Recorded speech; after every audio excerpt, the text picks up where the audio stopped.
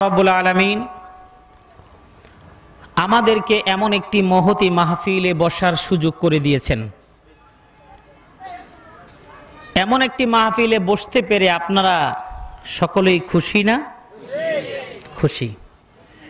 যদি আপনি খুশি হন, মুমিনের আনন্দ খুশি তার আচরণেই বোঝা যায়, ঠিক না বেঠিক? যখন কোন মুমিন ব্যথিত হয়, সেটা দেখে যদি অন্য মুমিন কষ্ট পায়, তাহলেই কিন্তু বোঝা যায় লোকটা মুমিন কিনা। কথা বলেন তো? আপনি খুশি কিনা সেটাও আপনার আচরণেই প্রমাণ করে দিবে। আমরা প্রাথমিক একটা এক্সপেরিমেন্ট নিব, একটা পরীক্ষা। সেটা হলো, এই পরীক্ষায় সবাই উত্তীর্ণ হয়ে যাবেন এটা নিঃসন্দেহে জানি। আমরা শুকরিয়া আদায় করি আলহামদুলিল্লাহ। আমি আগেই বলেছি এই পরীক্ষায় সবাই উত্তীর্ণ হয়ে যাবেন আলহামদুলিল্লাহ। অনেকে তো ব্যর্থও হয়ে যেতে পারতেন, কারণ শয়তান সব সময় কিন্তু খুশি হয় না, আবার সব সময় কিন্তু বেজারও হয় না। কিছু কিছু সময় বেজার হয়, কিছু কিছু সময় খুব বেশি খুশি হয়। কোরআনের মাহফিলে মানুষ আসলে শয়তান একটু খুশি হয় না বেজার হয়? বেজার হয়। আচ্ছা, শয়তানকে কি কেউ দেখেছেন? কথা বলেন, দেখেছেন? দেখেন নাই। আচ্ছা, শয়তান বেজার হয় এটা আপনি জানলেন, কিন্তু সমাজের কিছু মানুষ যে বেজার হয় এটা কি আপনি জানেন? কথা বলেন না কেন? জানেন।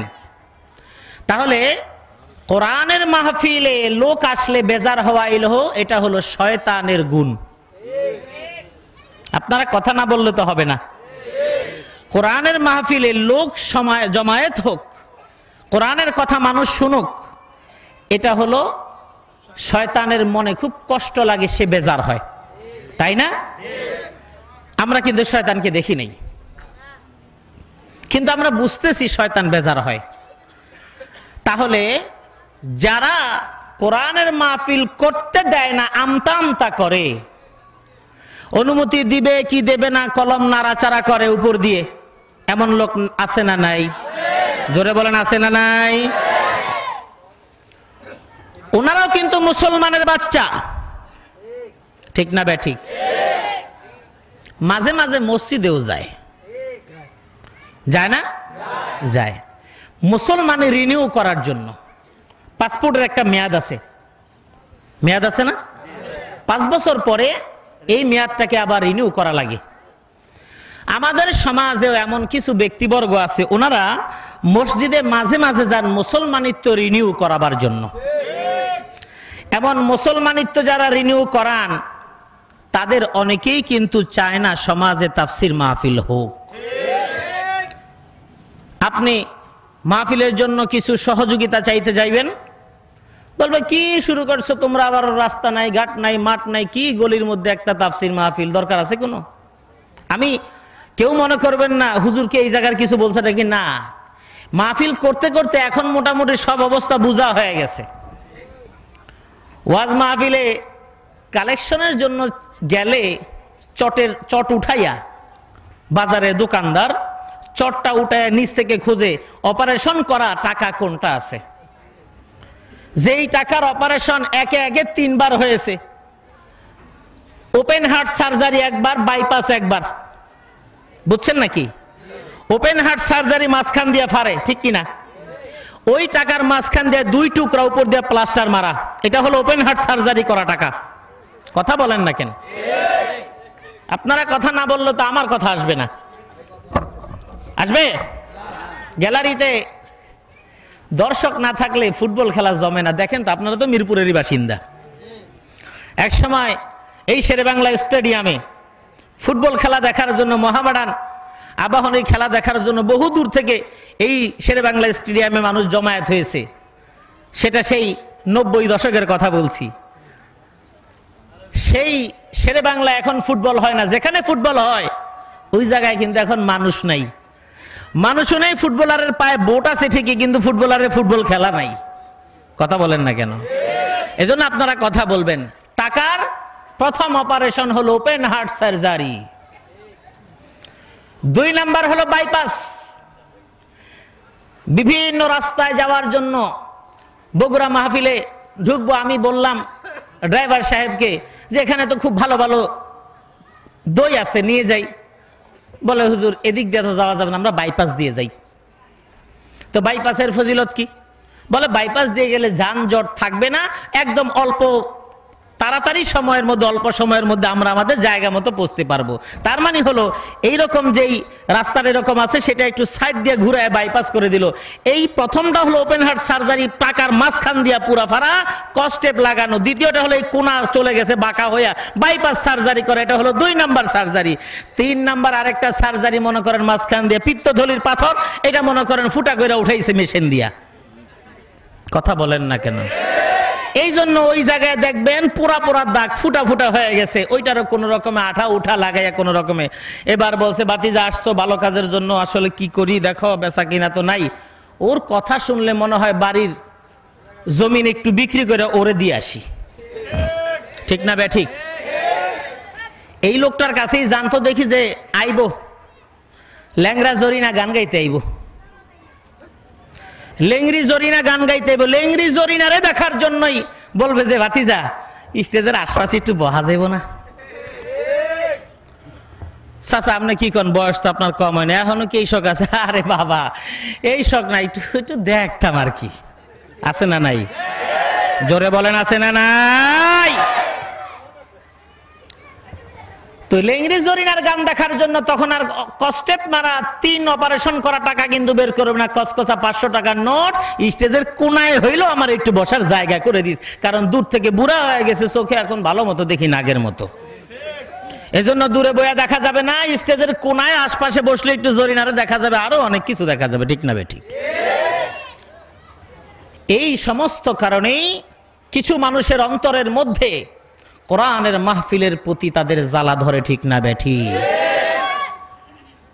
অনেকেই প্রশ্ন করবে হুজুর এরা কারা? আপনার মনে প্রশ্ন না? এখন আমি যদি বলি কোরআনের মাহফিল তাফসীর মাহফিল পছন্দ করে না শয়তান, আর মানুষের মধ্যে যারা কোরআনের তাফসীরকে অপছন্দ করে, আপনাকে আমি সতর্ক করে দেই, আপনি স্বীকার করেন আর না করেন আপনার মনের ভিতরে কথা কিন্তু আপনি প্রকাশ করছেন না। আপনার মনের ভিতরে ঠিকই কিন্তু জ্বালা সমাজের কারণে আপনি মুখে মুখে দেখাচ্ছেন, না বাবা তোমরা করো। এই মুনাফিকি চরিত্র মানুষকে ধোঁকা দিতে পারবেন, কিন্তু আমার আল্লাহর কাছে আপনি ধোঁকা দিতে পারবেন না। আপনার মনের ভিডিও ফুটেজ গুলো আল্লাহ রাব্বুল আলামিনের কাছে রেকর্ড হয়ে যাবে, ঠিক না ঠিক? দুনিয়ার মানুষের কাছে আপনি মুমিন সার্টিফিকেট লাভ করলেও আমার আল্লাহর কাছে কিন্তু ইমানদারির সার্টিফিকেট আপনাকে দেওয়া হবে না, ঠিক না ঠিক? সুতরাং যাদের অন্তরের মধ্যে কোরআনের তাফসীর মাহফিল সম্পর্কে সামান্যতম সন্দেহ থাকবে, বুঝতে হবে তাদের এই কোরআনের প্রতি সন্দেহ আছে, ঠিক না ঠিক? আর এই কোরআনকে যারা পছন্দ করবে না, তাফসীরুল কোরআন মাহফিলকে যারা সমর্থন দেবে না, গরিমসি করবে, ওরা মানুষের মধ্যে শয়তানের দালাল। শুধু তাই না, শয়তান ওদের সব চাইতে জিগারি দোস্ত, একদম কলিজার টুকরা দোস্ত। এটা কার কথা? বুঝে কইছেন না না বুঝে কইছেন? না বুঝা কইছেন, বুঝছেন হুজুর যেহেতু কইছে সুতরাং আল্লাহর কথা তো হইবই। না বুঝে বলেন আর বুঝে না বলেন, যেভাবেই বলেন না কেন, আপনার কথাটা যদি সত্যি হয়, আপনার মনে যেটা বলছেন, আপনি ইমানের সাথে বলছেন, যেটা আল্লাহর কালামে অবশ্যই থাকতে পারে, ঠিক না ঠিক? আল্লাহ রাব্বুল আলামিন বলছেন, وَمَن يَعْشُ عَن ذِكْرِ الرَّحْمَنِ نُقَيِّضْ لَهُ شَيْطَانًا فَهُوَ لَهُ قَرِينٌ। আল্লাহ রাব্বুল আলামিন বলছেন, ওয়ামান ইয়াশু আন যিকরির রহমানি নুকাইয়িদ লাহু শাইতানা, যারা রহমানের জিকির থেকে বিরত রাখতে চায়। রহমানের জিকিরের নাম হলো কি? জোরে বলেন। রহমানের জিকিরের নাম হলো আল কোরআন। জিকির মানে সুবহানাল্লাহ আলহামদুলিল্লাহ জিকির না, ওটা হলো জিকিরের একটা স্তর, আর জিকিরের সর্বোত্তম স্তর হলো কোরআনে কারীমের তেলাওয়াত, ঠিক না ঠিক? আফজালুজ যিকরি তিলাওয়াতুল কোরআন, কোরআনে কারীম তেলাওয়াত হলো সর্বোত্তম জিকির, ঠিক না বা ঠিক? আর আল্লাহ রাব্বুল আলামিন কোরআনের মধ্যে বলে দিলেন, ইন্না নাহনু নাযালনায যিকরা ওয়া ইন্না লাহু লাহাফিজুন। আল্লাহ রাব্বুল আলামিন বললেন, আমি নাহনু নাযালনায যিকরা, আমি জিকির অবতীর্ণ করেছি। এই জিকিরের মানে কি? কোরআন। জোরে বলেন কি? আল্লাহ বলেছেন, ইন্না নাহনু নাযালনায যিকরা, আমি এই জিকির অবতীর্ণ করলাম। দুনিয়ার যত মুফাসসিররা ইন্তেকাল করেছেন, তাফসীর লিখে গিয়েছেন, এখনো যারা কোরআন নিয়ে গবেষণা করে সমস্ত মুফাসসিররা বলেছেন জিকির মানে হলো কোরআন। উলামায়ে কেরাম এখানে অনেক আছেন। ওয়া মান ইয়াশু আন যিকরির রহমান, রহমানের জিকির হলো রহমানের কোরআন থেকে যারা দূরে রাখতে চাইবে, যারা পারমিশন দেয় না কোরআনের মাহফিলের, ওদের উদ্দেশ্য হলো এই মানুষগুলো যেন কোরআনের কাছে না যায়। কোরআনের কাছে গেলে এই মানুষগুলো সোনার মানুষে পরিণত হয়ে যাবে, ঠিক না বে ঠিক? সমাজের মানুষগুলো যদি সোনার মানুষে পরিণত হয়ে যায়, আর সুদ এক সময় হয়তো থাকবে না, ঘুষ থাকবে না, সেই ভয়ে সুদখোরের বাচ্চারা কোরআনকে ভয় পায়। এই কোরআনের মাহফিল নেতারা কেন হতে দিতে চায় না? এর কারণ হলো নেতারা কোরআনের পক্ষে নাই, ঠিক না বা ঠিক? আমাদের সমাজের যত নেতা তার অধিকাংশই হলো বেনামাজি। নেতা যদি বেনামাজি হয়, কর্মীরাও হয় তার চাইতে বড় বেনামাজি। আমার কর্মীরা শোনো, আজকে যাকে তুমি নেতা মনে মনে করলা, এই নেতা তোমার কোনো কাজে আসবে না। এই কোরআন থেকে যেই নেতা তোমাকে দূরে রাখে, যেই নেতা তোমাকে নামাজের কথা বলে না, যেই নেতা তোমাকে হালাল খাদ্যের কথা বলে না, যেই নেতা তোমাকে অন্যের জমিন দখল করা থেকে বিরত রাখতে চায় না, বরং বলে আমার যা লাগবো ওই জায়গার মধ্যে আমার নামের সাইনবোর্ডটা গেড়ে আয়, ঠিক না বেঠি? চিন্তার কোনো কারণ নাই। আল্লাহ রাব্বুল আলামিন হাসরের ময়দানে কর্মীদেরকে একাই ডাকবেন না, নেতাকেও ডাকবেন। ইয়াউমা নাদউ কুল্লা উনাসিন বিইমামিহিম ফামান উতিয়া কিতাবাহু বিয়ামিনিহি ফাউলাইকা ইয়াকরাউনা কিতাবাহুম ওয়ালা ইউযলামুনা ফাতিলা। আল্লাহ রাব্বুল আলামিন বলছেন, ইয়াউমা নাদউ কুল্লা উনাসিন বিইমামিহিম, আমি ডাকবো তাদের নেতা সহকারে ডাকবো। ফামান উতিয়া কিতাবাহু বিয়ামিনিহি ফাউলাইকা ইয়াকরাউনা কিতাবাহুম ওয়ালা ইউযলামুনা ফাতিলা, এবং কাউকে সামান্যতম জুলুম করে কম বেশ করে আমলনামা দেওয়া হবে না। এজন্য কোরআনের কথা যখন বলা হয়, যদি কোনো বক্তা কোরআনের তাফসীরকে কোরআনের মতো করে বলে, তখন মাহফিল শেষে সমাজের এক শ্রেণীর মানুষের সমালোচনা শুরু হয়ে যায়, ঠিক না ব্যাঠিক? বলে তোমরা যেই বক্তাটা আনছো, বক্তা সুবিধার না। দোষটা কি? দোষ কিছু না। এ কোরআন ওয়াজ আসলে ওয়াজের মধ্যে উল্টাপাল্টা কথা বলে। উল্টাপাল্টা কথা মানে কি? মানে হলো যেই বক্তা কোরআনের কথা বলবে না, বানোয়াট মিথ্যা কাহিনী 1 ঘন্টা শোনায়া যাবে, আপনার গায়েও লাগবে না, পায়েও লাগবে না, মাথায়ও লাগবে না, ওই বক্তাই হলো সবচাইতে ভালো বক্তা। এজন্য আমাদের সমাজের কিছু মানুষ আছে যারা এক শ্রেণীর আলেমের কথা মনে করে দেয়, ওনাদেরকে আইনেন, ওনাদেরকে আনেন। তার মানে ওনারা তো আর আমার বিরুদ্ধে বলবে না, হালালের কথা বলবে না, হারামের কথা বলবে না, আবার শরীয়তের আহকামাতের ব্যাপারে বলবে না, কোরআনের পারফেক্ট কথাগুলো তারা হয়তো বলবে না, অথবা চাপায় যাবে, যেভাবেই হোক বলবে যে এরা খুব ভালো, মাশাআল্লাহ। মাটির নিচে, কবরের নিচে গেলে কি হবে শুধু ওটা বলবেন। আরে কবরের নিচে গেলে সাপে যে কামড়াবে, ওই কামড় থেকে রক্ষা পাওয়ার পদ্ধতি তো বলতে হবে, ঠিক না ব্যাঠি? আমাদের সমাজে কোরআন মানা হয় মরার পরে, আগে না, ঠিক না ব্যাঠিক? মরার পরে কোরআন যে কি মানা হয়, সবাই মনে করেন এই কোরআন আমার বাবার চাইতে বেশি মানে নাই কেউ। এই জন্য মরার আগে কেউ নামাজ পড়ে না, কিন্তু মরার পরে জানাজা একটা নয়, 10টা নয়, 12, 14টা পর্যন্ত জানাজা হয়, ঠিক না বেঠিক? মরার আগে মসজিদে কোনোদিন না গেলেও মরার পরে জানাজাও মসজিদে হয়, বিভিন্ন অনুষ্ঠান হয়। মরার আগে মানুষে না খাওয়াইলেও, পাবলিকেরটা খাইলেও মরার পরে 40 কুলখানি বড় করে খাওয়ায়, ঠিক না বেঠিক? আর হুজুরের কাছে দোয়া বেশি করে চাওয়া হয়। জীবিত থাকতে হুজুরের দল খারাপ, মরার পর হুজুরের জাত ভালো, ঠিক না বেঠিক? জীবিত থাকাকালীন মোল্লা মৌলবীরা ভালো না, ওরা তো কোরআনের অপব্যাখ্যা করে। মরার পরে যদি বলি ভাইজান আপনার বাবা মারা গেল, আমরা তো অপব্যাখ্যাকারী, আমাদেরকে দিয়ে কেন আপনি দোয়া করাবেন? আপনার দোয়া আপনি ঘরে বসে বসে করেন। এই কথা বললে হুজুরের তখন পিঠের চামড়াও থাকবে না, ঠিক না বেঠিক? বলবে হুজুর ওই সময় বলছিল এক কারণে, এখন তো দরকার, হুজুর ছাড়া কাম হবে না।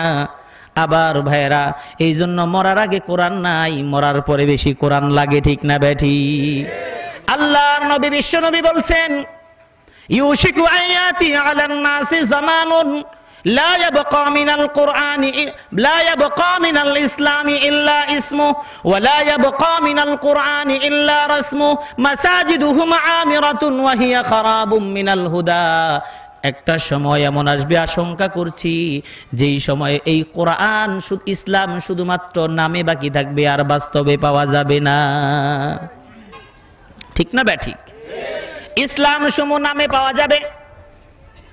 যদি আপনি জিজ্ঞান এই লোকটার এমন আচরণ করো, এটা কি মুসলমান না মুসলিম? বলবে হুজুর এই কথা আপনি কেন বললেন? আমার বাবা একজন পিশাব ছিলেন। ভাই আপনার বাবা পিশাব ছিলেন না কি ছিলেন আমার জানা দরকার নাই। আপনি এক ওয়াক্ত নামাজ পড়েন না, আপনার বাবা 1 লক্ষ রাকাত পড়লেও আপনার কোনো কাজে লাগবে না। বলে হুজুর আমরা মুসলমান, তো শুধু মুসলমানই না, বরং আমরা অমুক বংশের পোলা। এই জন্য দেখেন না মাঝে মাঝে মিলাদ পড়াই, আবার বাবার কুলখানিতেও আমরা অনুষ্ঠান করি, 40 করি, মৃত্যুবার্ষিকী করি। আমার রাসূল বলে দিয়েছেন নামমাত্র ইসলাম বাকি থাকবে, বাস্তবে ইসলাম থাকবে না। যে কারণে এখনকার যুগে মানুষ শুধু নামে ইসলাম মুসলমান আছে, বাস্তবে মুসলমান আপনি খুঁজে পাবেন না। যদি বাস্তবে মুসলমান হতো, বাংলাদেশে বলা হয় 90% মুসলমান বা 90 ভাগ মুসলমান, এ কথা বলে না? কথা বলেন, বলে না?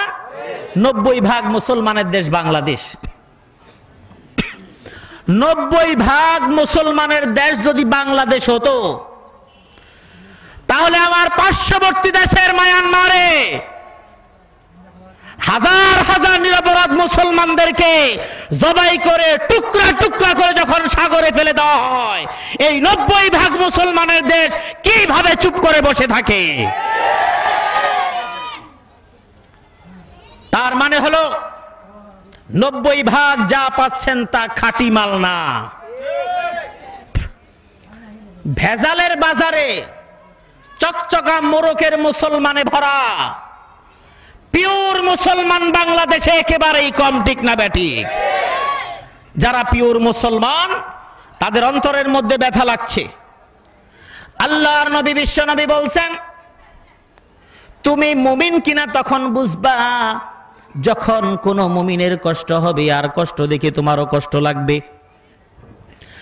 আর যদি এমন হয় তোমার কোন মুসলমান ভাই যদি কষ্ট পায়, আর ওই কষ্ট দেখে যদি তুমি মসজিদ থেকে নামাজ পড়ে কপালটা মুছে মসজিদ থেকে বের হয়ে শুকরগুজার করো, এখন তুই ঢেকুর দাও, আমাদের তো কোনো সমস্যা নাই, আমাদের দেশে তো আমরা ইসলাম ঠিক মতো পালন করছি, নামাজ তো পড়তে নিষেধ করে না, আজান দিতে কেউ নিষেধ করে না, মসজিদগুলো তো বড় ঠিকই হচ্ছে, এবং নেতারা বিভিন্ন পর্যায়ে টাকা দিয়ে মসজিদ তো বড় করে দিচ্ছে।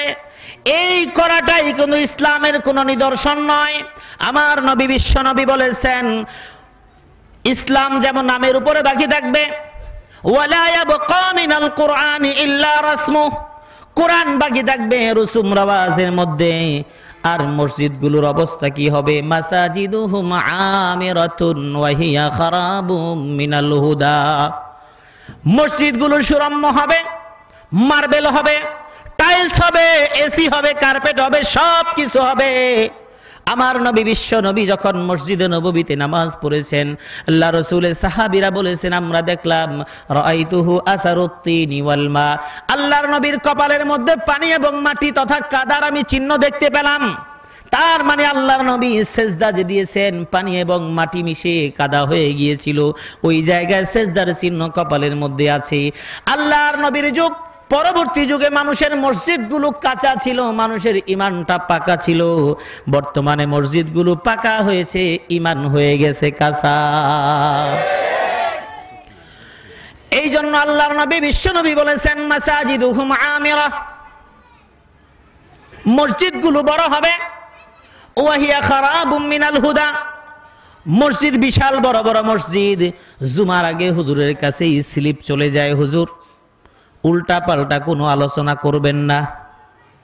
ঠিক না বে ঠিক? জোরে বলেন ঠিক না বে ঠিক? দুর্ভাগ্য এই জাতির,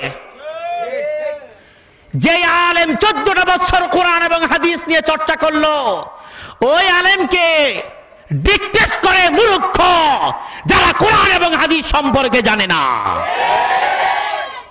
একটা মাত্র কারণ, বাংলাদেশের আলেম সমাজ অর্থনৈতিকভাবে দুর্বল। এই দুর্বলতার সুযোগেই এক শ্রেণীর ব্যক্তিরা মসজিদকে নিয়ন্ত্রণ করার অপপ্রয়াস এবং চক্রান্ত করে যাচ্ছে। আর যেই সমস্ত আলেমদের মেরুদণ্ডটা সোজা, যাদের ঈমানটা পাকা, তারা চিন্তা করে আমি আমার কোরআনের হক কথা বলে যাব, রিজিকের মালিক কে? এই জন্য আমি শুধু এই কথা বলবো না, আমি আমার মতো আলেমদের ব্যাপারে দোষারোপ করবো, আমার ব্যাপারে আমি দোষারোপ করব। আমি যদি সঠিক কথাটা, কোরআনের কথাটা আমার মিম্বারে বসে বলতে না পারি, বুঝতে হবে আমার ঈমানের দুর্বলতা আছে। আমি যদি মনে করি এই মসজিদটাই আমার চাকরির জন্য সব, তাহলে তো আমি আল্লাহর উপর আমার তাওয়াক্কুল শেষ হয়ে গেল। ঠিক না বেঠিক? তাহলে রিজিকের মালিক কে? আপনার যদি যোগ্যতা থাকে তাহলে আপনাকে খুঁজে দিবে মসজিদওয়ালারা। ঠিক না বেঠিক? আর যদি আপনার যদি ব্যাটারি ফিউজ হয়, চার্জ যদি না থাকে, তাহলে তো আপনি চিন্তা করবেনই। আমি যেমন আমার মসজিদে জুমার সময় বলে দিয়েছি অনেক আগে, আমি যেই দিন জুমা পড়াতে আসি ওই দিন শেষ জুমা মনে করেই আমি জুমা পড়াতে আসি। আল্লাহর নবী বলেছেন নামাজ তুমি যেই নামাজটা পড়বা, কেমনে নামাজ পড়বা? কাসালাতিন মুয়াদ্দাইন, তোমার জীবনের শেষ নামাজ মনে করে তুমি নামাজ আদায় করবা। আর একজন মানুষ যদি জীবনের শেষ নামাজ মনে করে যদি নামাজের যায়, নামাজে দাঁড়ায় আল্লাহু আকবার বলে, ওই নামাজের মধ্যে যেই প্রাণ পাওয়া যাবে এমন সুন্দর নামাজ আর হবে না। যদি কোনো মানুষ মনে করে আর 1 ঘন্টা পরে ফাঁসি হয়ে যাবে, যদি কোনো মানুষ মনে করে 1 ঘন্টা, শুধু নয়, যদি ডাক্তার বলে দেয় আপনারা বাড়িতে নিয়ে যান, আমাদের কাছে রেখে কোনো লাভ নাই। আমাদের যা সাধ্য ছিল সব আমরা করে দিয়েছি, আমাদের আর কিছুই করার নাই। এবার বাড়ি নিয়ে যান আর আল্লাহকে ডাকেন, যতদিন বাঁচার তিনি বাঁচাবেন, আমাদের হাতে আর কোনো ক্ষমতা নাই। এই সংবাদ ওই অসুস্থ ব্যক্তিকে জানানো লাগবে না।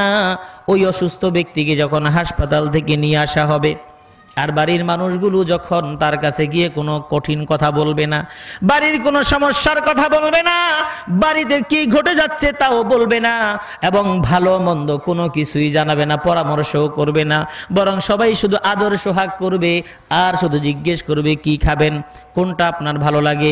এমন যদি ওই মানুষটাকে সবাই মিলে আদর করতে থাকে, তার মনটাকে আনন্দিত করে রাখতে চায়, তার মনের ভিতরে খটকা লাগবে, সবাই কেন আমাকে এত আপন ভাবে আমাকে খাওয়ায়। ঠিক না বেটি?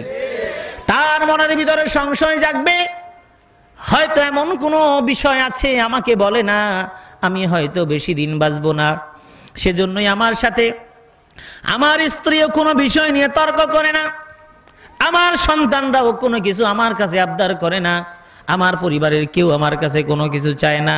কারণ হলো এই লোকটা কদিন থাকে তার কোনো নিশ্চয়তা নাই, যে কোনো সময় আমাদের কাছ থেকে বিদায় নিতে পারে।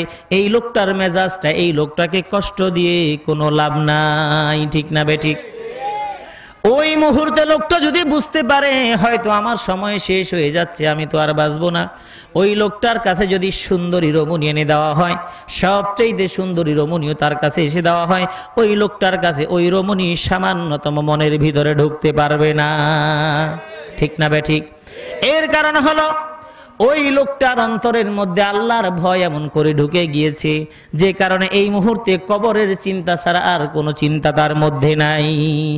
আমার ভাইরা, নামাজের যদি এমন অবস্থা হয়, জীবনের শেষ নামাজ মনে করে নিয়ে যখন আল্লাহু আকবার বলে আপনি হাত বাঁধবেন, হাত বাঁধার পরে যখন সানা পড়বেন, আপনার মনটা আর থাকবে না, বরং আপনার মনটা আল্লাহ রব্বুল আলামিনের কাছে সংযুক্ত হয়ে যাবে। বলেন সুবহানাল্লাহ।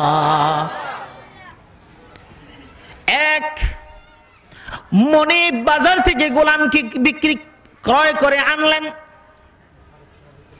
গোলামকে যখন ক্রয় করে আনেন, ওই গোলামের কাজ হলো মনিবের অনুগত হওয়া, মনিবের কাজ করবে, মনিবের খেদমত করবে। যেই জায়গায় মনিব শর্ত দিবে, ওই জায়গায় গোলাম মনিবকে উল্টা শর্ত দিয়ে দিল। গোলাম শর্ত দিয়ে দিল, মনিব আমি আপনার কাছে খেদমতের জন্য যাচ্ছি, কিন্তু আপনার কাছে আমার দুটো শর্ত আছে, ওই দুটো শর্ত আপনি যদি ভঙ্গ করেন আমি আপনার কাছে যাব না। মনিব বলল, এমন গোলাম জীবনে কোনোদিন দেখি নাই, আমি কিনতে আনছি গোলাম, এই গোলামকে আমি শর্ত দিয়ে দিব তুমি এটা করতে পারবা, এটা করতে পারবা না। এই জায়গায় দেখি মনিব শর্ত তো দূরের কথা, গোলামে শর্ত দিয়ে দিচ্ছে। বলল ঠিক আছে, তোমার কি শর্ত আমি শুনে নেই। এবার গোলাম বলল, তোমার জন্য আমার দুটো শর্ত। গোলাম মনিবকে বলে, দুইটি শর্ত হলো, হাদুহা আল্লাহ তামনানি আনিস সালাতি ইযা দাখালা ওয়াক্তুহা, যখন নামাজের সময় হবে দিনের বেলায়, ওই নামাজের সময় হলে আমাকে নামাজ পড়া থেকে তুমি কখনো বাধা দিতে পারবা না। সুবহানাল্লাহ কোন? এই নামাজের আদেশ করবে রাষ্ট্রপ্রধান, ঠিক না বে ঠিক? সমাজের নেতারা নামাজের আদেশ করবে কর্মীদেরকে, ঠিক না বে ঠিক? এটা আমার কথা না, কার কথা? আল্লাহর কথা। আল্লাহ রাব্বুল আলামিন বলেছেন, আল্লাযীনা ইম্মাক্কান্নাহুম ফিল আরদ আকামুস সালাতা ওয়া আতাউয যাকাতা ওয়া আমারু বিল মা'রুফি ওয়া নাহাউ আনিল মুনকার ওয়ালিল্লাহি আকিবাতুল উমুর। আল্লাহ রাব্বুল আলামিন বললেন, আল্লাযীনা ইম্মাক্কান্নাহুম ফিল আরদ, যাদেরকে আমি জমিনের মধ্যে রাজত্ব দান করলাম, ক্ষমতাশীল আমি যাদেরকে করলাম, ওই ক্ষমতাসীনদের সর্বপ্রধান কাজ হলো, রাষ্ট্রপ্রধানের কাজ হলো, সরকার প্রধানের কাজ হলো, আল্লাযীনা ইম্মাক্কান্নাহুম ফিল আরদ আকামুস সালাহ, নামাজ কায়েম করা তাদের প্রধান কাজ, ওয়া আতাউয যাকাত, যাকাত আদায় করা, ওয়া আমারু বিল মা'রুফ, আর সৎ কাজের আদেশ করা, ওয়া নাহাউ আনিল মুনকার। কয়টা? এই চারটা মৌলিক কাজ হলো রাষ্ট্রপ্রধানের। সরকার ব্যবস্থা যারা গঠন করবে তাদের মৌলিক চারটা দায়িত্ব আমার আল্লাহ কোরআনে বলে দিয়েছেন। আর যদি এখন আপনি বলেন, তখন বলা হবে আপনি রাজনৈতিক পেশাল পিটেন, ঠিক না ভাই ঠিক? এটা যদি রাজনৈতিক পেশাল হয় তাহলে আর কোরআন বলে কিছু থাকে। এই জন্য যারা নেতা হয় তাদের প্রধান দায়িত্ব হলো নেতাকে নামাজি হতে হবে, ঠিক না ভাই ঠিক? এই নেতাও তো একদিন মরবে, তারও তো জানাজা হবে, ঠিক না ভাই ঠিক? নাকি নেতা কোনোদিন মরবে না? নেতার পোস্টারের মধ্যে লেখা থাকবে চিরঞ্জীব, আছে না নাই? চিরঞ্জীব কেউ হতে পারে? জোরে বলেন। চিরঞ্জীব কোন মানুষের পক্ষে হওয়া সম্ভব না। এটা যদি কেউ লেখে এবং বিশ্বাস করে সে মুশরিক হয়ে যাবে। এর কারণ হলো এটা আমার কথা না, কার কথা? জোরে বলেন, কার কথা? আমার আল্লাহ বলে দিয়েছেন, আল্লাহু লা ইলাহা ইল্লা হুয়াল হাইয়ুল কাইয়্যুম। আল্লাহ রাব্বুল আলামিন সর্বপ্রথম আল্লাহর পরিচয় দিয়ে দিলেন, আল্লাহু লা ইলাহা ইল্লা হু আল হাই আল কাইয়্যুম। চিরঞ্জীব কে?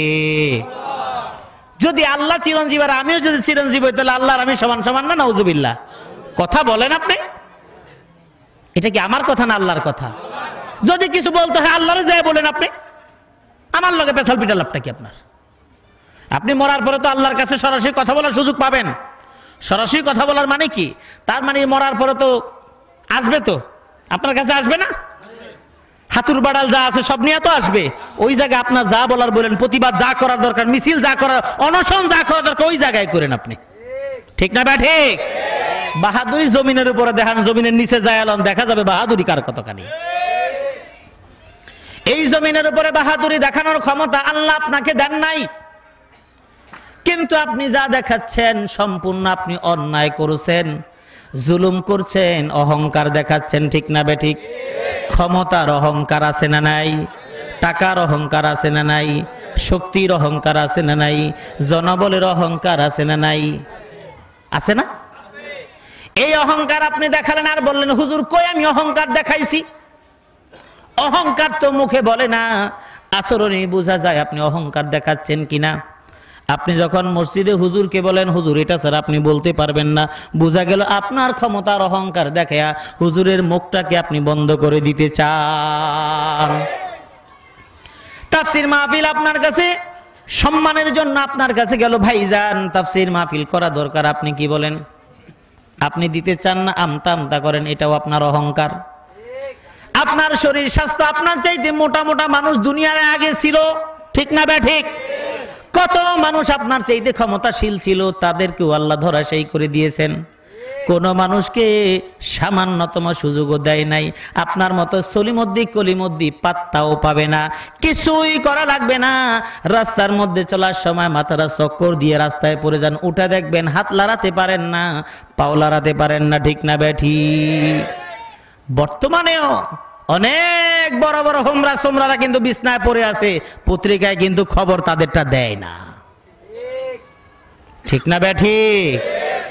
বলবেন হুজুর ভিতরের খবর কোয়ালাইতেছেন, এটা তো খারাপ। এটাই তো স্বাভাবিক। আল্লাহ দেখায় দেখায় দেন, দেখো বাহাদুরি করো না। 1 মিনিটের নাই ভরসা, সাঙ্গ হবে রং তামাশা। তোমার যত বাহাদুরি যাই থাকুক না কেন, তোমার মাথা ঘুরান দিলে তোমার ক্ষমতার কোনো বালাই থাকবে না। হাত অচল হয়ে গেল কিংবা পা অচল হয়ে গেল, যেই মানুষটা হাতের বড়াই করেন, পায়ের বড়াই করেন, সম্পদের বড়াই করেন, আপনার কাছে এখন ভালো লাগে না। আল্লাহ রব্বুল আলামিন যদি এমন কিছু করে দেন, রোগ হলো, ডাক্তার কত পরীক্ষা নিরীক্ষা করে কোনো কিছুই ধরতে পারে না। বাংলাদেশে চিকিৎসা হয়ে গেল, আপনি কিছুই বলতে পারলেন না, ডাক্তাররাও বলতে পারলো না। টাকা আছে, ক্ষমতা আছে, জনবল আছে, সব কিছু আছে, আপনি বিদেশ চলে গেলেন। সেই জায়গায় অনেক চিকিৎসা হলো, ডাক্তাররা কোনো কিছুই ধরতে পারলেন না। দিন দিন আপনি শুকিয়ে যাচ্ছেন, শরীর পাতলা হয়ে যাচ্ছে, খাবারের রুচি নাই, কোনো ডাক্তার কোনো কিছুই ধরতে পারে না। আপনি এবার বাড়িতে চলে আসলেন। এই মুহূর্তে যখন আসলেন, আপনার এত চিকিৎসা করাচ্ছেন, আপনার টাকার বাহাদুরি শেষ হয়ে যাচ্ছে। এক সময় দেখা গেল এমন দুরারোগ্য ব্যাধি আপনার শরীরের মধ্যে বাসা বাঁধলো, আপনার বাড়িও বিক্রি করলেন, ফ্ল্যাটও বিক্রি করলেন। এখন আপনার আর দলের পরিচয় আপনার কাছে একেবারে মূল্যহীন। যদি আপনাকে জিজ্ঞেস করে পার্টি অফিসে যান না কেন, বলে পার্টি দিয়ে আমার কি হবে, আমার জীবনই তো আগে বাঁচে না। এবার দেখা যায় ওই নেতা মুখের মধ্যে দাড়ি, এবার নেতার মাথার মধ্যে টুপি, ওই নেতার বিছনার পাশে যায় নামাজ ভাস করা। জিজ্ঞেস করা হয় নেতাজি ঘটনা কি, দাড়ি বুলি রেখে দিলেন, আরে কোনো কথা বলিস না, বলা যায় না, কখন আবার চলে যায়। এই অবস্থায় যদি যাই আল্লাহর কাছে কি জবাব দেব? ঠিক না বেঠি? কথা কি মিথ্যা? ওই জায়গায় আপনি নামাজ পড়তেছেন, পড়েন আপনি নামাজ, ভালো কথা, আপনাকে নিষেধ করব না, কিন্তু দেখার বিষয় আপনি কতখানি ইমানদার হইলেন। আল্লাহ রাব্বুল আলামিন অনেক ব্যক্তিকে এমন দুরারোগ্য ব্যাধি কিংবা কঠিন ব্যাধি থেকে আবার যখন মুক্ত করে দেন, আবার দেখা যায় যেই মানুষ যেমন ছিল তেমনই হয়ে গেছে। দেখা যায় ভাইজান কি ব্যাপার, দাড়িগুলো আবার শেভ করে ফেললেন নাকি? বলে বলো না, বউ পছন্দ করে না, মায় পছন্দ করে না, এলাকাবাসী পছন্দ করে না, এই জন্য আবার ফেলে দিলাম। তার মানে আল্লাহ রাব্বুল আলামিন বিপদ দিয়েছিলেন, এই জন্য ডরে ভয়ে আমি রাখছি, না জানি চলে যাই। এবার যখন দেখলাম আবার সোজা হয়ে দাঁড়াইছি, বুঝলাম আমি যাব না, আরো বহুত বছর পর্যন্ত বাঁচবো। ঠিক না বেঠিক? আল্লাহ রাব্বুল আলামিন বলছেন ওয়া ইযা মাসাল ইনসানা দুররু দাআনা লিজামবিহি আও কাঈদান আও কাঈমা فلما كشفنا عنه ضره مر كأن لم يدعنا إلى ضر مسه আল্লাহ রাব্বুল আলামিন বলছেন মানুষের স্বভাব চরিত্র তো এমন ওয়া ইযা মাসাল ইনসানা দুররু দাআনা মানুষকে যখন বিপদ পায় বিপদের মধ্যে যখন বান্দা পড়ে যায় বান্দি যখন পড়ে যায় দুররুন দাআনা লিজামবিহি আমাকে এমন করে ডাকে শুয়ে শুয়ে ডাকে আও কাঈদান বসে বসে ডাকে আও কাঈমা দাঁড়িয়ে দাঁড়িয়ে ডাকে ফালাম্মা কাশাফনা আনহু দুররাহু যখন ওই বিপদ থেকে আমি তাকে উদ্ধার করে দেই কাআল্লাম ইয়াদউনা ইলা দুররিম মাসসা বিপদ থেকে যখন উদ্ধার করি তখন তার অবস্থাটা দেখলে মনে হয় জীবনে কোনোদিন আল্লাহরে ডাকেই নাই। ঠিক না ঠিক? ধরে নেন বাড়ির প্রধান ব্যক্তি যিনি, যার আয় রোজগার ছাড়া বাজারটা চলে না, এমন একজন ব্যক্তি যার প্রয়োজন খুব বেশি, বউয়ের কাছেও তার খুব দাম, সন্তানের কাছেও তার খুব দাম। এখন আমরা যারা এই বয়স আছে আমাদের দাম সব জায়গায় আছে। ঠিক না ঠিক? কথা বলেন। সব জায়গায় আছে। কোনো একটা মাহফিলে যদি কোনো কারণে না যাই কিয়ামত হয়ে যাবে। কিয়ামত হবে না? ওই আয়োজকদের ওই এলাকার মানুষের কাছে জবাব দিতে দিতে জীবন শেষ। তাহলে বোঝা গেল আমাদের এক জায়গায় দাম আছে। এখন সবারই দাম আছে। যদি কোনো মানুষ তার প্রয়োজন ডেলিভারি দিতে না পারে তাহলে ওই লোকটার কি কোনো দাম থাকে না। এখন পরিবারে এমন যার খুব দাম আছে, ধরে নেন গৃহকর্তা, যিনি স্বামী, যিনি বাবার ভূমিকায় আছেন। এই তো এই স্বামী যদি হঠাৎ অসুস্থ হয়ে পড়েন স্ত্রীর অবস্থাটা কি হবে? অস্থির হয়ে যাবেন। অনেকে বলবেন হুজুর এখন তো অস্থির হয় না, কারণ এখন অনেকে স্বামী থাকতেই স্বামীর কথা চিন্তা করে না, আর অসুস্থ হইলে চিন্তা করবো তো দূরের কথা। কথা বলেন না ঠিক না ঠিক? কারণ স্বামী আছে তারপরে স্বামীর খবর নাই, কারণ আরেকজনের খবর নিয়ে মহাব্যস্ত। এমন আছে না নাই? এই কোরআন না থাকার কারণে আপনার স্ত্রীকে আপনি কোরআন দিতে পারেন নাই। আপনি কুদ্দুস স্মার্ট আর আপনার কৈতরী স্মার্ট, দুইজন স্মার্ট বিয়ে করেছেন, ধর্মকর্মের বালাই নাই। ধর্ম করলে তো স্মার্ট হওয়া যায় না, মানুষ মনে করে, তাই না? ধর্মকর্ম করলে স্মার্ট হওয়া যায় না। স্মার্ট মানে হলো নামাজ পড়বো না, স্মার্ট মানে হলো সারাক্ষণ লিপস্টিক লাগায় চলবো, স্মার্ট মানে হলো হাতের মধ্যে নেল পালিশ 24 ঘন্টা 32 দিন লাগবে। এর মানে হলো স্মার্ট হওয়া। আপনি যদি নখের মধ্যে নেল পালিশ লাগান তার প্রমাণ হলো আপনি নামাজ কখনোই পড়েন না। আর যদি এমন হয় নির্ধারিত যেই সময়গুলো আপনি নামাজ পড়েন না ওই সময়ে যদি আপনি নেল পালিশ লাগান, আবার যদি পবিত্র হয়ে যাওয়ার সাথে সাথেই যদি উঠায় ফেলেন তাহলে কোনো আপত্তি নাই। কিন্তু এমন কাজ যারা করে, যারা নামাজ পড়ে কষ্ট করে এই নেল পালিশ লাগাবেও না আবার উঠাবেও না, কারণ লাগাতেও যেমন কষ্ট উঠাতেও তেমনই কষ্ট। ঠিক না বেঠিক? এই জন্য স্বাভাবিকভাবে বুঝে নেই যারা নেল পালিশ ব্যবহার করে তাদের হাতটা দেখলেই বোঝা যায় নামাজের সাথে তার কোনো সম্পর্ক নাই। ও আমার ভাইরা, যে স্ত্রীর নামাজের সাথে সম্পর্ক নাই ওই স্ত্রী কোনোদিন স্বামীর জন্য কাঁদবে না। অনেক মা বোনেরা রাগ করতে পারেন, মনে করতে পারেন হুজুর আমরা তো নামাজ পড়ি না, স্বামীর জন্য পাগল। হ্যাঁ, আপনি স্বামীর জন্য পাগল, এই পাগলে কোনো দাম নাই। কারণ যে স্ত্রী নামাজ পড়ে না স্বামীর জন্য যত পাগল হয়ে আপনি চিল্লান না কেন কোনো কাজে আসবে না। আর যদি স্ত্রী আপনি নামাজি হতেন পাগল হওয়া লাগতো না। স্বাভাবিক সম্মানটুকু দিয়ে যদি নামাজের পরে দোয়া করতেন, ও আল্লাহ আমার যে স্বামী তুমি দান করেছো এই স্বামীকে তুমি ভালো বানাইয়া দাও, এই স্বামীকে তুমি আমার জন্য নেককার স্বামী হিসেবে কবুল করে নাও। এই স্বামী যদি মারা যায় তার জন্য যদি দোয়া করেন, আল্লাহ গো আমার স্বামী আমার জন্য অনেক অনেক কষ্ট করেছে, আমার সন্তানের জন্য কষ্ট করেছে, আমার স্বামীকে আমি কিছুই দিতে পারি নাই, আমার স্বামীর জন্য আমি কোনো সম্মান দেখাতে পারি নাই, তাকে ইজ্জত দিতে পারি নাই, আমার সম্মান আমি স্বামীকে দিতে পারি নাই, আমার স্বামী ইন্তেকাল করেছেন, হয়তো আমাকে অনেক কিছুই দিতে পারে নাই, কোনো কষ্ট আমার মধ্যে নাই, আমি মাফ করে দিলাম, আল্লাহ তুমিও আমার স্বামীকে মাফ করে দাও। নামাজি হলেই কেবল এমন বউ আসবে, আর যদি নামাজি না হয় তাহলে তার মনের মধ্যে দোয়ার তো প্রশ্নই ওঠে না, ঠিক না বেঠিক? তখন বলবে জীবনে কষ্টই পাইলাম, এই স্বামী আমাকে কিছুই দিতে পারে নাই।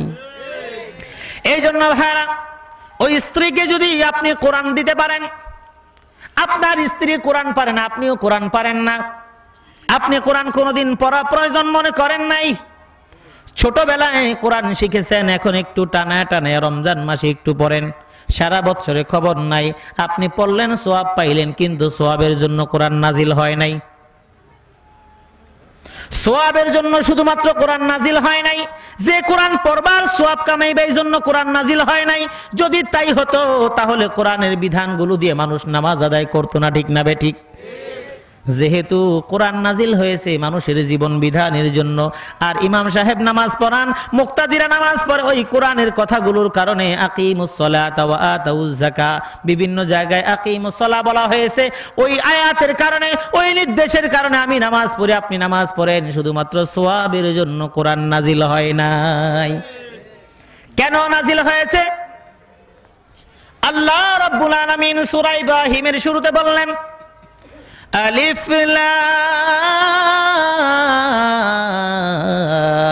রা কিতাবুন আনজালনাহু ইলাইকা লিতুখরিজান নাসা মিনাজ যুলুমাতি ইলান নূর। এই কোরআন নাজিল হয়েছে অন্ধকার থেকে আলোর পথে দেখাবার জন্য, ঠিক না ঠিক? এই কোরআন মানে হলো আলো, এই কোরআন মানে হলো প্রদীপ, এই কোরআন মানে হলো বাতি, ঠিক না বেঠি? এই রাস্তা যদি বন্ধ হয়ে যায়, রাতের বেলা যদি আসমানের চাঁদটা যদি অমাবস্যার রাত হয়ে যায়, এলাকার রাস্তার লাইটগুলো যদি বন্ধ হয়ে যায়, কারেন্টটা যদি চলে যায়, ওই মোড়ে এসে যদি আপনি জিজ্ঞেস না করেন এবং যদি কেউ না চিনে, আপনার বাসা পর্যন্ত আপনি যেতে পারবেন না। এবার আপনার হাতে একটা লাইট দেওয়া হলো, লাইট দিয়ে বলা হলো এই লাইটটা জ্বালায় জ্বালায় দেখে দেখে রাস্তা দিয়ে চলে যান। এই লাইটটা আপনাকে দেওয়া হলো রাস্তা দেখার জন্য, এই কোরআনটা হলো সেই লাইট, ঠিক না বেঠি? এই লাইটের মধ্যে যদি চার্জ না থাকে, লাইটটা যেমন জ্বলবে না। আপনার মধ্যে যদি কোরআনের মহব্বত না থাকে, কোরআন পড়েও আপনি হেদায়াত পাবেন না। এই জন্য কোরআন দেওয়া হলো। আপনার স্ত্রী আপনার ওয়াজ করা লাগবে না, আপনার স্ত্রী আপনার প্রতি দরদ নাই, আপনার স্ত্রী আপনার কথা শোনে না, মানে না, আপনার সাথে বেয়াদবি করে, এর কোনো কিছুই করা লাগবে না। এই কোরআন যদি আপনার স্ত্রী পড়ে, আপনি যত ওয়াজ করেন আপনার ওয়াজ আপনার স্ত্রী শুনবে না, কারণ স্বামী যত বড় হোক না কেন স্ত্রীর কাছে তার 5 পয়সার কোনো দাম নাই, ঠিক না বেঠিক? স্বামী যত বড় হোক, স্ত্রীকে যদি বলে, স্ত্রীর কাছে তার কোনো দাম নাই। আপনি ওয়াজ শুনে গিয়ে বললেন, শোনো আজকে হুজুর এই কথা বলছে, কি বলেছে? হুজুর বলেছে আমার পান নিচে তোমার জান্নাত, স্বামীর পান নিচে জান্নাত, এমন কোন হাদিস নাই, এটা একটা ভুল তথ্য। কিন্তু কোন স্বামী যদি বলে দেয়, আমার হুজুর বলছে, ওয়াজে শুনে আসছি, তুমি শুধু আমার খেদমত করতেই থাকবা, আমার কথা তুমি মানবা, আমি যা বলবো তাই তুমি শুনবা, কথা ঠিক। আমার নবী বিশ্ব নবী বলেছেন, একজন নারী যদি 5টা কাজ করে, ওই নারীর জন্য জান্নাতে যাওয়া একেবারে সহজ। বলেন সুবহানাল্লাহ। আল মারআতু ইযা সাল্লাত খামসাহা ওয়া সামাত শাহরাহা ওয়া আতাআত বা'লাহা ওয়া আহসানাত ফারজাহা ফালতাদখুল মিন আইয়াবওয়াবিল জান্নাতি শাআত। আমার নবী বিশ্ব নবী বললেন, আল মারআতু ইযা সাল্লাত খামসাহা, একজন নারী যখন 5 ওয়াক্ত নামাজ পড়বে, ওয়া সামাত শাহরাহা, আর মাহে রমাদান আসলে রমজানে রোজা রাখবে, ওয়া আতাআত বা'লাহা, আর স্বামীর কথাগুলো মেনে চলবে, তার মানে হলো শরীয়তের বাহিরে নয়, শরীয়তের ভিতরে থেকে স্বামী যেই কথাগুলো বলবে তা মেনে চলবে। স্বামী যদি বলে আমার বন্ধুদের কাছে বিয়ের অনুষ্ঠানে যাব, তুমি বড় ওড়না পরলে আমার সাথে যেতে পারবা না। এমন স্বামী আছে না নাই? জোরে বলেন আছে না নাই? শুধু আছেই না, ডিসপ্লেতে রাখে দেয় বন্ধুদের দেখাবার জন্য। দোস্ত দেখো আমি বিয়ে করলাম 15 দিন হলো। এবার বন্ধুরা দেখে দেখে বলে, আরে দোস্ত এমন একখান জিনিস তুমি আনছো, এমন জিনিস তো কোথাও পাওয়া যায় না, ঠিক না বেঠি? ও আমার যুবক ভাইরা, তোমার বন্ধুর এই শব্দ, এই অঙ্গভঙ্গি, বডি ল্যাঙ্গুয়েজ, এই শব্দটাই হলো তোমার সমস্যা হয়ে গেল। তোমার স্ত্রীকে দেখাইলা, এটা হলো আল্লাইনানি জিনাহুমা আন-নাজরু। আমার নবী বিশ্ব নবী বলেছেন, এই চোখের জিনা হলো এই চোখ দিয়ে দেখার পরে যখন মানুষের ভিতরে কুল আলসার জন্ম হয়, এটাই হলো চোখের ব্যভিচার। নাউজুবিল্লাহ। তুমি তোমার বউকে দেখাইলা, তোমার বন্ধুরা দেখে বলবো, হ্যাঁ একখান জিনিস, এই যে একটা শব্দ ব্যবহার করলো, তুমি জাহান্নামে যাওয়ার মাধ্যম হয়ে গেলা। আদ-দায়ুসু লা ইয়াদখুলুল জান্নাহ। আমার নবী বলেছেন, স্বামী দায়ুস, দায়ুস বলা হয় তাদেরকে যারা স্ত্রীদেরকে মানুষের সাথে দেখা করার সুযোগ করে দেয়। যেই স্বামীরা এমন অবস্থা করবে তারা তো জান্নাতে যাবেই না। আর নারীদের ব্যাপারে বলা হয়েছে, যেই সমস্ত নারীরা এমন পোশাক পরবে, রুব্বা কাসিয়াতুন আরিয়াতুন মুমিলাতুন মাইলাতুন, নারী এমন পোশাক পরলো যেই পোশাকটা শরীরের সাথে আটসাট, মানুষদেরকে আকর্ষণ করে, সেও মানুষের প্রতি আকৃষ্ট হয়। এমন নারীদের ব্যাপারে আমার নবী বিশ্ব নবী বলছেন, ওই নারীরা কখনোই জান্নাতে প্রবেশ করবে না। বলেন নাউজুবিল্লাহ। আমার ভাইরা, অনেক আধুনিক মনের ভাইরা মনে করবেন, হুজুর এই যুগে এই কথা কেন বলেন? এই যুগে তো আধুনিক যুগ, আধুনিক যুগে এটা চলবে না। আধুনিক যুগ তুমি মনে করলা কেমনে? ইসলাম আধুনিকতার বাইরে নয়, ঠিক না? ঠিক। ইসলামের চাইতে এত আধুনিক আর কোথাও নাই। আজকে আলকাতরা দিয়ে সুন্দর হন, এক সময় আলতা ছিল, আলতা আলতা লাগায় সুন্দর হয়েছেন, পাইলেন কই? আমার নবী বিশ্ব নবী, আল্লাহর নবী বসে আছেন, এক মহিলা একটা চিরকুট, একটা কাগজে লেখা একটা চিঠি আল্লাহর নবীর কাছে পাঠালেন, হাত দিয়ে পাঠালেন। আল্লাহর নবী হাতটা দেখে বুঝতে পারলেন না, চেহারা তো দেখেন নাই। আমার নবী বললেন, আয়াদু রাজুলিন আমি ইমরাআতিন, এটা কি কোনো পুরুষের হাত নাকি মহিলার হাত? ওই মহিলা বলল, ইয়া রাসূলুল্লাহ, এটা হলো একজন মহিলার হাত। আমার নবী বললেন, যদি মহিলার হাতই হয় তাহলে সে কেন হাতটাকে মেহেদির রঙে রঙিন করে না? সুবহানাল্লাহ। কত আধুনিক! একজন নারী তার হাতটাকে মেহেদি দিয়ে সুন্দর করে দিবেন, এটাই হলো মহিলার রুচি, ঠিক না ঠিক? আজকে আপনি আলতা সুনু পাউডার মাখেন, এখন থেকে 1450 বছর আগে আমার নবী এই কথা বলে দিয়েছেন। সুবহানাল্লাহ। আজকে আপনি আধুনিক সাজছেন, বলেন হুজুর আমরা বউরে নিয়ে খাই, চাই নিজে বসে বউ জামাই মিলে খাই, এটাও তো আধুনিকতার লক্ষণ। আমার নবীর যুগে রেস্টুরেন্টের ব্যবস্থা ছিল না, আমার নবী রেস্টুরেন্টে যান নাই, কিন্তু আমার নবী তার স্ত্রীদেরকে সাথে নিয়ে যখন খাবার গ্রহণ করতেন, উম্মুল মুমিনিন আয়েশা সিদ্দিকা রাদিয়াল্লাহু তাআলা আনহার বর্ণনা, আমি আমার আল্লাহর রাসূল দুজন খেতে বসলাম, আমি যখন হাডি যেই গোশতটা খেলাম, আমার নবী গোশের হাড় পছন্দ করতেন, খাসির গোশত, আমি ওই হাড়টা যখন চুষে কিনারে রাখলাম, আমার নবী আমার প্লেট থেকে ওই হাড়ের টুকরাটা নিয়ে গেলেন। আমি ভাবলাম আমার নবী কি জানি করেন, না জানি রেখে দেন, না জানি ফেলে দেন। আমি চিন্তিত হয়ে গেলাম। আমার নবী গোশতের টুকরাটাকে এমন নাড়াচাড়া করে দেখলেন, ঘুরিয়ে ঘুরিয়ে যেই জায়গায় আমি আয়েশা মুখ দিয়ে চুষেছি, আমার নবী হাড্ডির ওই জায়গাটায় মুখ দিয়ে চুষলেন। সুবহানাল্লাহ। আমি যেই গ্লাসটার মধ্যে পানি খেলাম, আমার নবী পানির গ্লাসটা ধরলেন, ধরে ঘুরিয়ে ঘুরিয়ে দেখলেন কোন জায়গায় মুখটা লাগিয়ে আমি পানি পান করেছি। আমার নবী বিশ্ব নবী ওই গ্লাসের ওই জায়গাটায় মুখ লাগায় পানি পান করলেন। সুবহানাল্লাহ। আধুনিক যদি হতে হয়, ইসলামের চাইতে আধুনিক অন্য কোন ধর্ম কোনদিন হতে পারে না। আল্লাহর নবী নিজে খেলেন নাই, কিন্তু ছোট ছোট সন্তানেরা, ছোট ছোট ছেলেরা যখন খেলা করত, সেখানে গিয়ে আল্লাহর নবী খেলা দেখতেন। একবার উম্মুল মুমিনিন আয়েশা সিদ্দিকা রাদিয়াল্লাহু তাআলা আনহা ছোট, তিনি খেলা দেখবেন, আল্লাহর নবী পিছনে দাঁড়ানো আয়েশা সিদ্দিকাকে সামনে দিয়ে দেখালেন এবং আল্লাহর নবীর বিশ্ব নবীর কাছে বিভিন্ন বিবাহের প্রস্তাবনার কথা যখন আসলো, আল্লাহর নবী বললেন তোমরা দফ বাজাও। ওই দফ মানে হলো ঢোল না, ঢোলের দুই দিকে বন্ধ থাকে, দফের একদিকে আটকানো আর একদিকে খোলা। আল্লাহর নবীর যুগে দফ বাজানো জায়েজ ছিল। আল্লাহর নবী আনন্দের জন্য, বিনোদনের জন্য বিবাহের অনুষ্ঠানে দফ বাজানোর কথা বলে দিলেন। আল্লাহর নবী একটা অনুষ্ঠানের মধ্যে আছেন, এক ব্যক্তি এসে বললেন ইয়া রাসূলুল্লাহ, আল্লাহর নবী আমরা বিয়ের মধ্যে কি করব? আল্লাহর নবী বললেন তোমরা বিয়ের অনুষ্ঠানটাকে আনন্দ বিনোদনের জন্য তোমরা গীত গাও এবং দফ বাজাও। ওই লোকটা তার বিয়ের অনুষ্ঠানের মধ্যে, তার বাড়ির অনুষ্ঠানের মধ্যে তা আয়োজন করলো। এক লোক ওখানে হাজির হয়ে বলল তোমরা তো বিয়ের গীত গাচ্ছ, বর্তমান জমানার ড্রাম সেট না, ওই সময় গীত গাওয়া হচ্ছে আর দফ বাজানো হচ্ছে, ছোট ছোট সন্তানের আনন্দ করছে, মহিলার আনন্দ করছে। তখনও পর্দার আয়াত হয়তো নাজিল হয় নাই। আল্লাহর নবীর সাহাবীর কাছে জিজ্ঞেস করা হলো তোমরা কেন করছো, আমরা এখানে থাকবো না। ওই লোকটা বলল শোনো, আমার নবী বিশ্ব নবী পছন্দ করেছেন, কারণ আনসারীরা এই ধরনের আনন্দকে পছন্দ করে। যেহেতু আমার নবী পছন্দ করেছেন, তুমি থাকলে চাইলে এখানে থাকতে পারো, আর যদি না চাও তুমি এখান থেকে চলে যেতে পারো, কারণ আল্লাহর নবী এই জাতীয় আনন্দকে সমর্থন করেছেন। সুবহানাল্লাহ।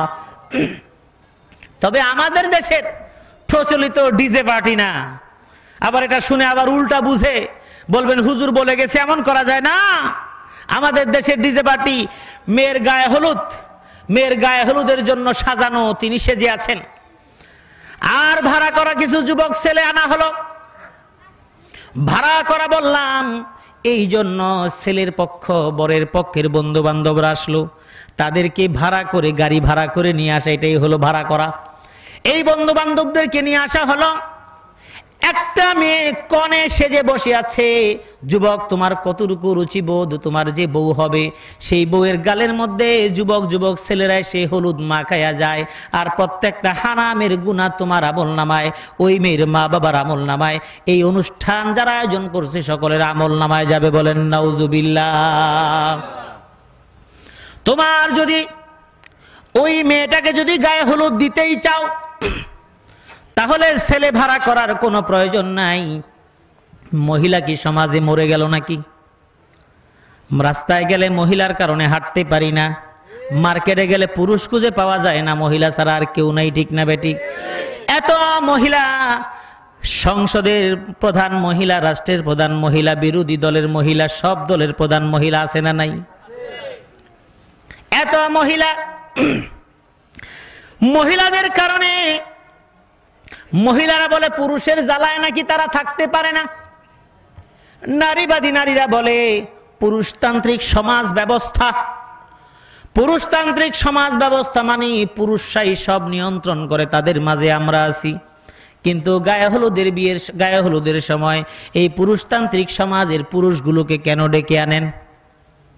পুরুষদের প্রতি এতই ঘৃণা, তাহলে পুরুষদেরকে ডেকে আনেন করে, মহিলাই তো ডেকে আনা যাইতো। এই জন্য গায়ে হলুদের অনুষ্ঠান আপনি যদি করেন তাহলে আপনার পরিবারের যারা মাহরাম আত্মীয় স্বজন আছে তাদেরকে দিয়ে করান, এবং মহিলা যারা আছে তাদেরকে দিয়ে করান। শুধু হলুদ না, মরিচও লাগান, মশলাও লাগান, কোনো সমস্যা নাই। গরম মশলা, জিরা, আদা, রসুন যা